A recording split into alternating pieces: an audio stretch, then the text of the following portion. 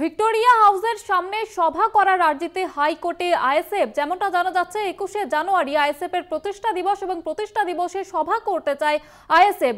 Police বাধা দিলে হাইকোর্টের দ্বারস্থ আইএসএফ এবং যেমনটা জানা যাচ্ছে মামলা দায়েরের অনুমতি বিচারপতির।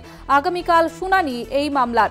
ভিক্টোরিয়া হাউসের সামনে সভার আর্জিতে হাইকোর্টে আইএসএফ। 21শে জানুয়ারি আইএসএফ এর প্রতিষ্ঠা দিবসের সভা রয়েছে, সেই সভায় পুলিশ অনুমতি দেয়নি এবং সে কারণেই আদালতে আইএসএফ মামলা দায়ের করার অনুমতি দিয়েছেন বিচারপতি।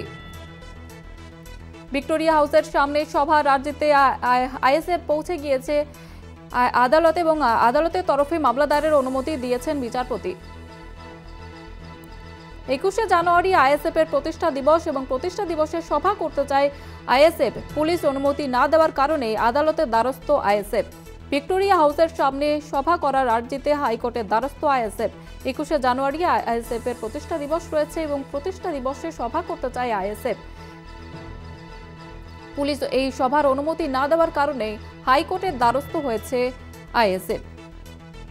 ভিক্টোরিয়া হাউসের সামনে সভার আর্জিতে হাইকোর্টের দ্বারস্থ আইএসএফ। 21শে জানুয়ারি আইএসএফ এর প্রতিষ্ঠা দিবস।